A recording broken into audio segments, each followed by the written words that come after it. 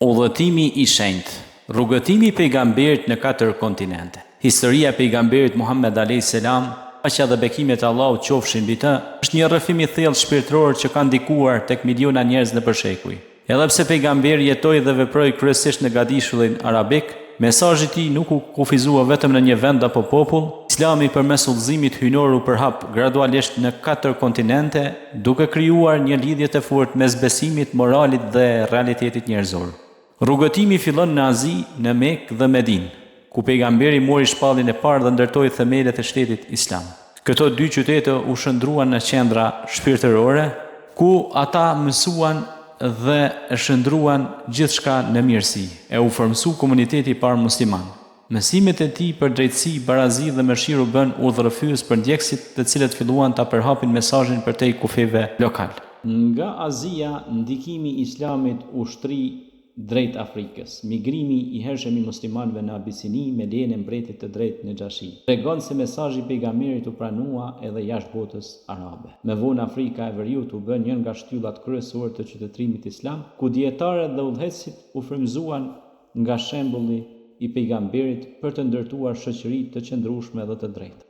Evropa përbën kontinentin e tretë, ku ndikimi i mesazhit të pejgamberit u ndje fuqishëm përmes Andaluzisë. Islami solli dije, shkencë dhe kulturë, duke ndikuar drejt për drejt në zhvillimin evropian, edhe pse pejgamberi nuk e vizitoi fizikisht këtë kontinent. Parimet e tij për kërkimin e dijes dhe bashkëjetesën u reflektuan qartë në shoqëritë muslimane të Evropës. Kontinenti i katërt është Azia e gjerë përtej Arabisë, ku Islami u përhap nëpërmes Persisë, Indisë dhe më vonë në Azinë Juglindore. Këtu mësimet e pejgamberit u përshtaten me kultura të ndryshme, duke ruajtur thelbin e besimit dhe duke respektuar traditat lokale.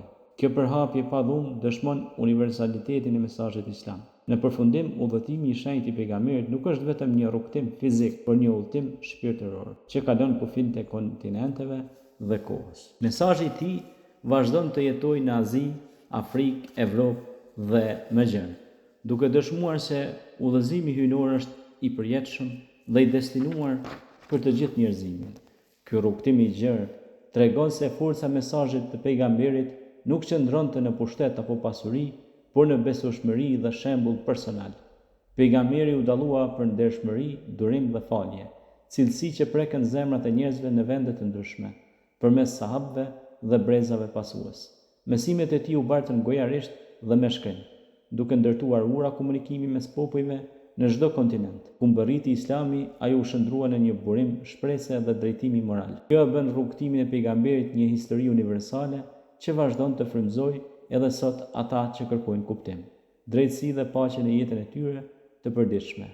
Ky ndikim global dëshmon se mesazhi islam ka përcen kufijt gjeografik, gjuhësor dhe kulturor, duke ofruar njerëzve një vizion të përbashkët për besim, moral, bashkëjetesë paqësore dhe përgjegjësi njerëzore në çdo kohë, vend dhe rrethon të historisë njerëzore.